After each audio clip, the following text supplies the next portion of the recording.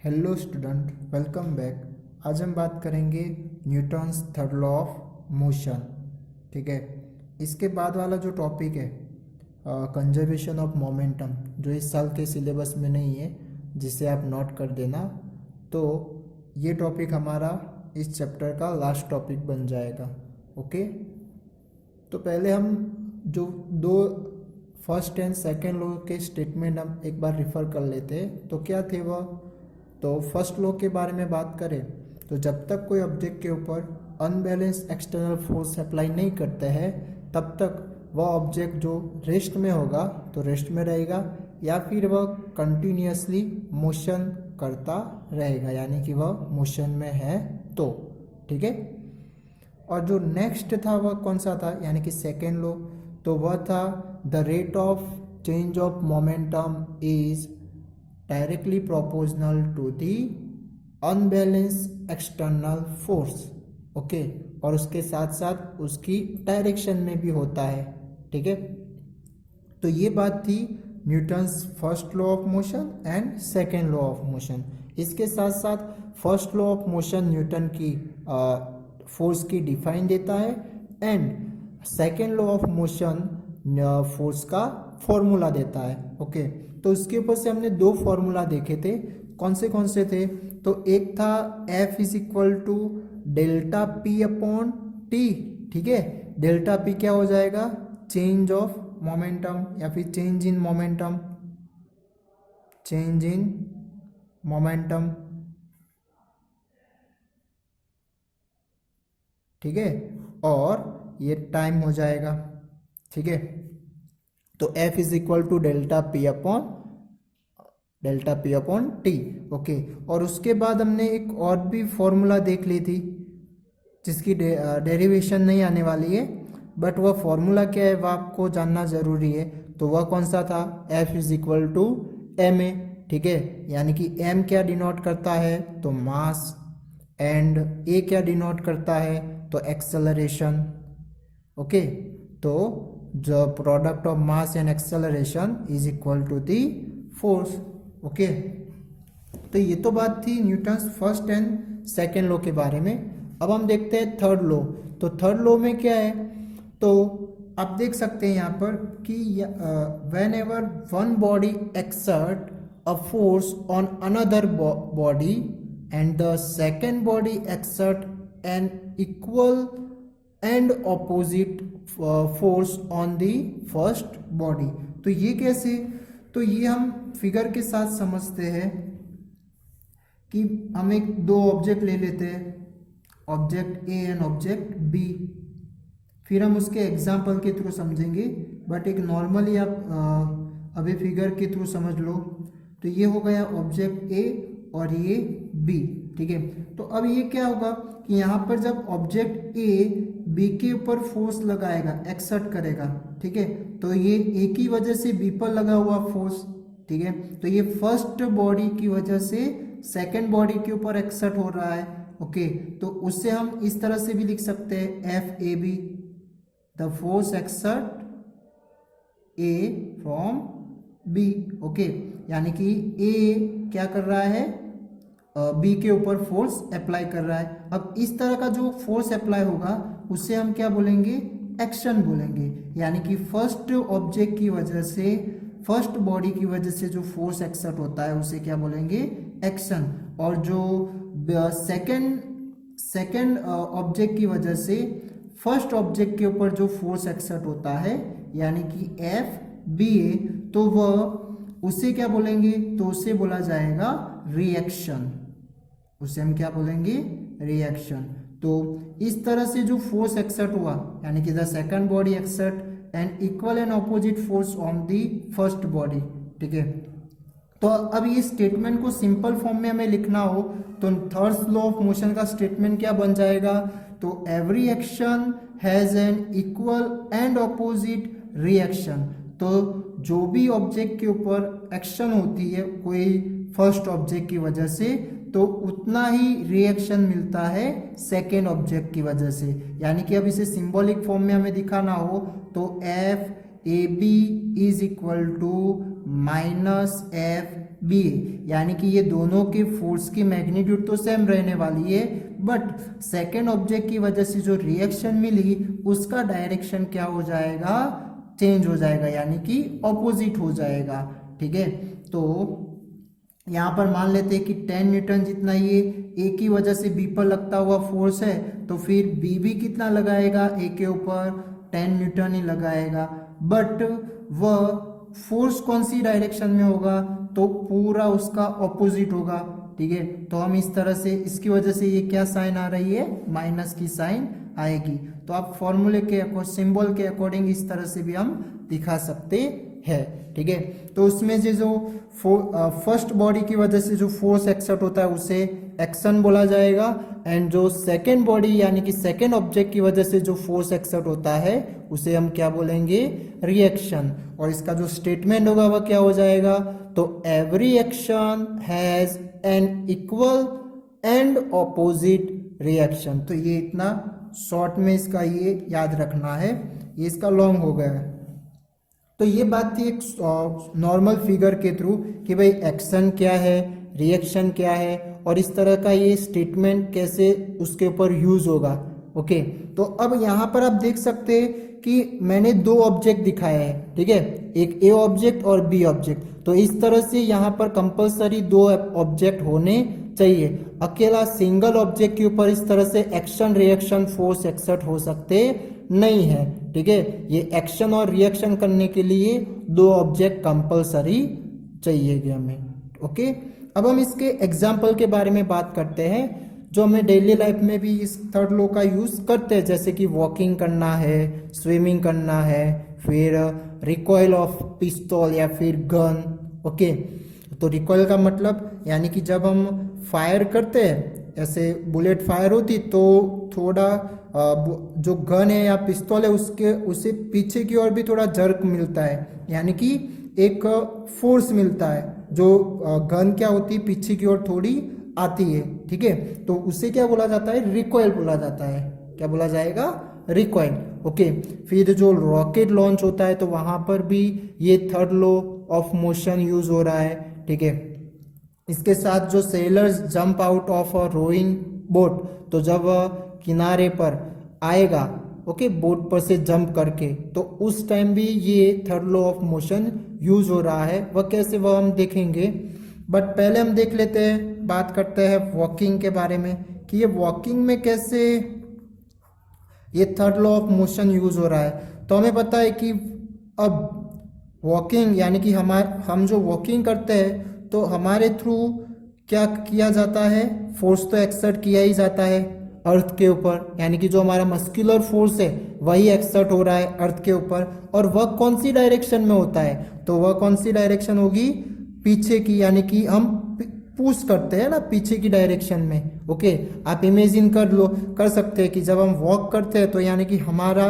जो पैर है वह कौन सी डायरेक्शन में अर्थ को या फिर अर्थ की सरफेस को फोर्स अप्लाई करता है, तो ये पुश करता है ना, और वह भी कौन सी डायरेक्शन में, पीछे की डायरेक्शन में। ठीक है, तो अब इस तरह का जो फोर्स एक्सर्ट हुआ, तो हमारे थ्रू जो फोर्स एक्सर्ट हुआ तो वह क्या होगा, एक्शन हो जाएगा। ठीक है, और उतना ही फोर्स फिर क्या करता है, ये जो सरफेस है वह हमारी बॉडी के ऊपर लगाता है, जिनकी वजह से हम क्या करते हैं, वॉक कर सकते हैं। तो जो सॉइल की वजह से या फिर सरफेस की वजह से जो फोर्स एक्सर्ट हुआ वह क्या हो जाएगा, रिएक्शन हो जाएगा।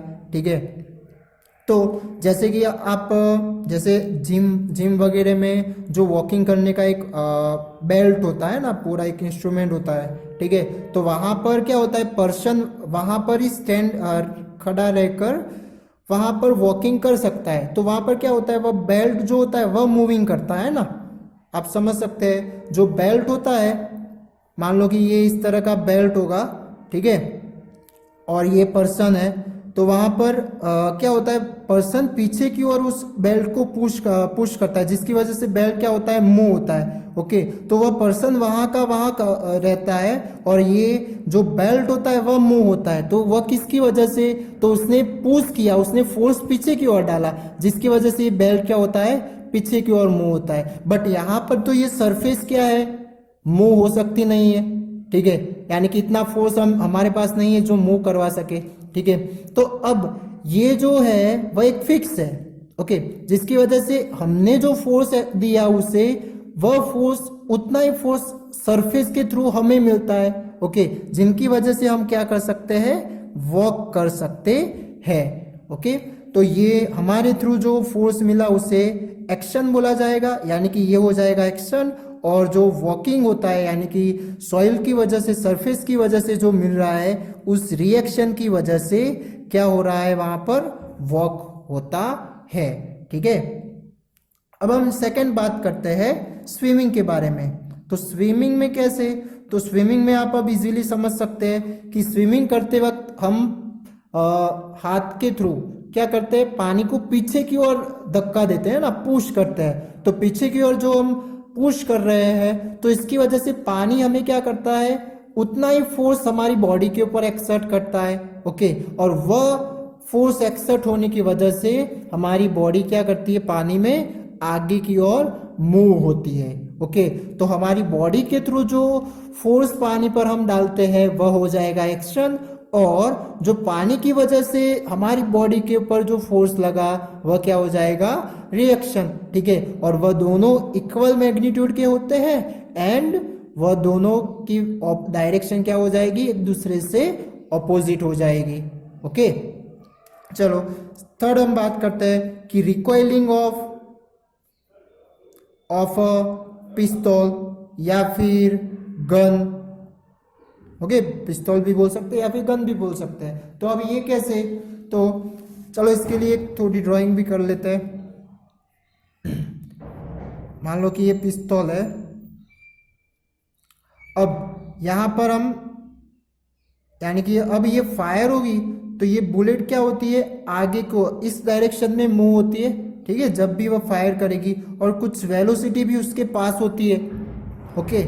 और इसके साथ अब ये जब यानी कि गन की वजह से जो बुलेट के ऊपर फोर्स लगता है ना, तो वह बुलेट क्या करती है, आगे की ओर मूव होती है, ठीक है। तो ये तो हो गई एक्शन वाली रिएक्शन, एक्शन हो गया, ओके, यानी कि एक एक्शन वाला फोर्स हो गया, ओके। अब इसके साथ ये बुलेट पर ही हमने फोर्स एक्सर्ट किया ना, गन के थ्रू, ठीक है। तो अब ये बुलेट भी क्या करती है, उतना ही फोर्स इस गन के ऊपर एक्सर्ट करेगी, और इसकी वजह से ये गन क्या होती है, थोड़ा पीछे की ओर जर्क लेती है, यानी कि बैकवर्ड वह थोड़ा फोर्स मिलता है। इसकी वजह से क्या होता है, हमें झटका मिलता है हाथ पे, ओके।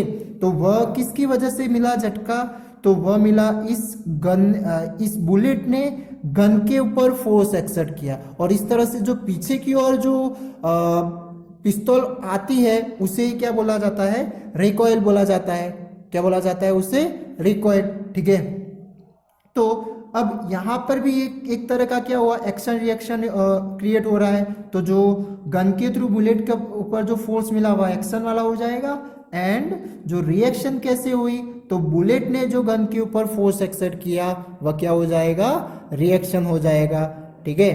अब यहाँ पर एक और भी सोचने की बात है, क्या कि अब ये जो फोर्स जो थे वह इक्वल एंड ऑपोजिट होते हैं, जो हमने पढ़ लिया, ओके। जैसे कि यहाँ पर गन और बुलेट ली है ना, तो जो गन की वजह से बुलेट पर लगता हुआ फोर्स, एंड बुलेट की वजह से गन के ऊपर लगता हुआ फोर्स, तो हम इस तरह से भी सिंबॉलिक कर सकते हैं, गन मीन्स जी और बुलेट मीन्स बी, यहाँ पर बुलेट और जी, तो ये दोनों का फोर्स इक्वल होता है और ऑपोजिट डायरेक्शन में होता है, ठीक है। ये तो आप समझ चुके हैं। बट अब यहाँ पर ये जो वेलोसिटी आप देखो, तो ये गन की बुलेट की जो वेलोसिटी है वो बहुत ही ज्यादा होती है, ओके। तो इसके कंपेयर अब ये गन जो पीछे की ओर, यानी कि जो उसे धक्का मिलता है, पुश होती है, ठीक है, तो उस टाइम उसकी वेलोसिटी तो क्या होती, उतनी होती नहीं है। या फिर चलो वेलोसिटी से ना बोल सके तो एक्सेलरेशन भी बोल सकते हैं। अभी इसकी वेलोसिटी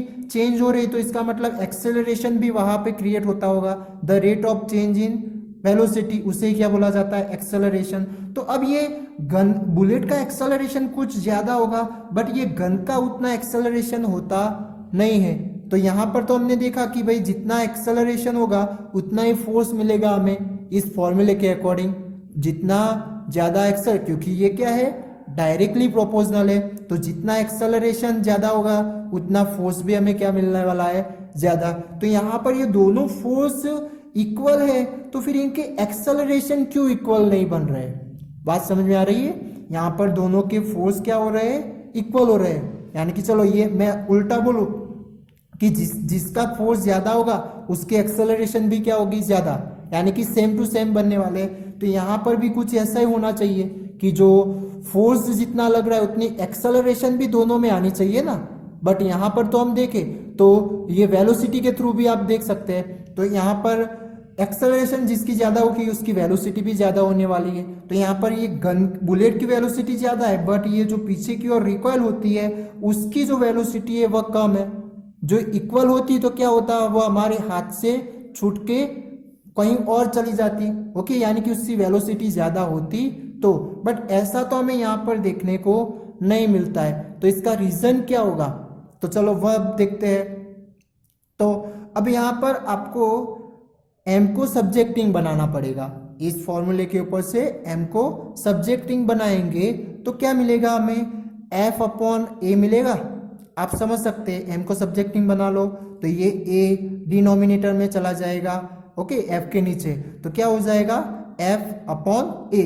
अब ये हम ओनली अब f को अभी निगलेक्ट कर लेते हैं, m और a को लेंगे तो f प्रोपोर्शनल 1 अपॉन a है। f प्रोपोर्शनल क्या है 1 अपॉन a हो जाएगा, ठीक है। f को क्या बोला है, m को क्या f को क्या लिया है हमें, निगलेबल बोल दिया है अभी, ओनली इससे समझने के लिए। तो अब आप यहाँ पर देखो कि जितनी अब ये इनवर्सली प्रोपोर्शनल है, तो जितनी एक्सेलरेशन ज्यादा होगी उतनी उस ऑब्जेक्ट की मास क्या होने वाली है, कम होने वाली है, ठीक है। या फिर इस उल्टा बोले कि जितनी उसकी ऑब्जेक्ट की मास ज्यादा होगी उतनी उस ऑब्जेक्ट के अंदर की एक्सेलरेशन कैसी बनने वाली है, कम बनने वाली है, ओके। यानी कि इसका मतलब जिस ऑब्जेक्ट का मास ज्यादा उसके अंदर एक्सेलरेशन कम होगी, और जिस ऑब्जेक्ट का मास कम उसकी एक्सेलरेशन कैसी पाई जाएगी, ज्यादा पाई जाएगी। तो अब आप यहाँ पर इमेजिन कर सकते हैं कि गन की मास ज्यादा है या फिर बुलेट की मास ज्यादा है, तो किसकी हो जाएगी, बुलेट की कम हो जाएगी, यानी कि गन की ज्यादा हो जाएगी, ठीक है। तो ये गन की ज्यादा है, इसकी वजह से इसके ऊपर जो एक्सेलरेशन जो प्रोड्यूस होगा वह कैसा पाया जाएगा, कम पाया जाएगा। किसके कंपेयर, बुलेट के कंपेयर। और ये जो बुलेट की मास कम है इसकी वजह से इसकी एक्सेलरेशन है वह कैसी पाई जाएगी, ज्यादा। तो ज्यादा होने की वजह से इसकी जो वेलोसिटी होती है वह भी क्या हो जाने वाली है, ज्यादा हो जाने वाली है, ओके। तो वह अब ये डिपेंड करेगा कि किसकी एक्सेलरेशन ज्यादा बनेगी इस तरह से या फिर कम बनेगी। तो वह कैसे पता चलेगा, उनके मास के ऊपर से, यानी कि जिसका मास ज्यादा होगा उन दो ऑब्जेक्ट में से उसकी एक्सेलरेशन क्या मिलने वाली है, कम मिलने वाली है। और जिसका मास कम होगा उस ऑब्जेक्ट की एक्सेलरेशन ज्यादा मिलेगी। तो जिसकी एक्सेलरेशन ज्यादा उसका वेलोसिटी भी ज्यादा बनने वाला है, ओके। क्योंकि हमें एक्सेलरेशन का फॉर्मूला पड़ा हुआ है v minus you upon T, final velocity minus initial velocity upon t, ठीक है, 8th चैप्टर में। तो अब इसकी वजह से ये वेलोसिटी इसकी ज्यादा बनती है और इसका इस रिकॉइल वाले की जो वेलोसिटी होती है वह कम होती है। इसकी वजह से वह हमारे हाथों में ही रहती है, बट वह हमें फोर्स तो मिलता ही है, ओके। और वह कैसा फोर्स होता है, बैकवर्ड की ओर, जो रिएक्शन बोला जाएगा और उसे बोला जाता है रिकॉइल ऑफ पिस्तौल, ओके। अब हम बात करते हैं सेलियर जो जंप करता है बोट में से, ठीक है। तो वह कैसे, तो ये हम मान लेते हैं यहाँ पर एक किनारा है, ओके, प्लेटफॉर्म किनारे पर का, ओके। और यहाँ पर ये बोट है। अब ये बोट पर से इंसान जब जंप करेगा, ठीक है, तो वह अपना जो फोर्स एक्सर्ट करता है ना इस पर्सन के थ्रू या फिर सेलियर के थ्रू, वह कहाँ पर लगेगा, आगे की ओर या पीछे की ओर। तो वह पुश करेगा, यानी कि इसका फोर्स कहाँ पर लगने वाला है, बोट के ऊपर पीछे की ओर लगेगा, ठीक है। तो ये बोट क्या होने वाली, पीछे की ओर जाने वाली, बट ये बोट की वजह से उतना ही फोर्स किसे मिलेगा, इस सेलियर को यानी कि पर्सन को मिलेगा, ठीक है। तो इसकी वजह से ये पर्सन क्या हो सकता है, आगे की ओर जंप कर सकता है, ओके। तो ये पर्सन की वजह से जो फोर्स एक्सर्ट हुआ वह क्या बोला जाएगा, एक्शन। और ये जो बोट की वजह से जो फोर्स एक्सर्ट हो रहा है उसे क्या बोला जाएगा, रिएक्शन। और इस रिएक्शन की वजह से वह जंप करके किनारे पर आ सकता है, ठीक है। तो ये बात थी जो जंप करता है सेलियर उसके बारे में। एक दूसरा भी एग्जांपल देख सकते हैं, जैसे कि हमने कोई टेबल के ऊपर कोई ऑब्जेक्ट है, वह अब रेस्ट पोजीशन में हमें देखने को मिलता है, ठीक है। तो अब ऐसा क्यों, यानी कि इसके ऊपर भी कोई फोर्स तो एक्सर्ट होना ही चाहिए इक्वल एंड ऑपोजिट डायरेक्शन में। तो वह कौन सा फोर्स एक्सर्ट होता है, तो एक तो आप ये तो समझते हैं कि ये ऑब्जेक्ट की वजह से जो ग्राउंड के ऊपर जो फोर्स एक्सर्ट होगा वह कौन सा हो सकता है, तो वह होगा अर्थ की ग्रेविटी, यानी कि ग्रेविटेशनल फोर्स होगा, ठीक है, जो इसके ऑब्जेक्ट के वेट के जितना होगा, जो हम पढ़ेंगे आगे ग्रेविटेशन में। और अब ये जो फोर्स एक्सर्ट हो रहा है वह किसके ऊपर एक्सर्ट होगा, इस टेबल के सरफेस के ऊपर वह फोर्स एक्सर्ट होगा। मान लो कि सपोज कर लो कि ये टेबल मैं यहां से हटा देता हूं, तो ये क्या होने वाला है, नीचे गिरने वाला है, ओके। बट अब ये जो फोर्स एक्सर्ट हो रहा है वह इस सरफेस के ऊपर एक्सर्ट होता है, तो उस सरफेस की वजह से उतना ही फोर्स उसके ऑपोजिट डायरेक्शन में एक्सर्ट होता है, और वह भी कितना, इक्वल, जिसकी वजह से ये क्या हो जाता है, यहाँ पर रेस्ट पोजीशन में आता है, ठीक है। तो ये भी एक इसका एग्जाम्पल हो जाएगा, ठीक है। तो आज हमने बात किया थर्ड लॉ ऑफ मोशन के बारे में, जो क्या थी उसकी स्टेटमेंट, तो every action has an equal and opposite reaction, ठीक है। और इसमें दो तरह एक्शन भी होती है और रिएक्शन, यानी कि दो ऑब्जेक्ट की जरूरत होगी, ठीक है। और उसके हमने कुछ एग्जाम्पल देखे, तो ये एग्जाम्पल आपको याद रखने हैं, ठीक है। अब ये पूरा एक्सप्लेन करने को आए तो आप अब ये कोई भी एक एग्जाम्पल लेकर एक्सप्लेन कर सकते हैं कि उसमें एक्शन कौन सी है, रिएक्शन कौन सी है, किस तरह से फोर्स एक्सर्ट हो रहा है, ठीक है। तो वह लिखकर आप ये पूरा क्वेश्चन एक्सप्लेन कर सकते हैं एग्जाम्पल के साथ, ओके। इसके साथ साथ ये भी याद रखना है कि ये जो फोर्स एक्सर्ट होगा वह ओनली सिंगल पर नहीं बट दो ऑब्जेक्ट की जरूरत पड़ेगी, ठीक है। Thank you.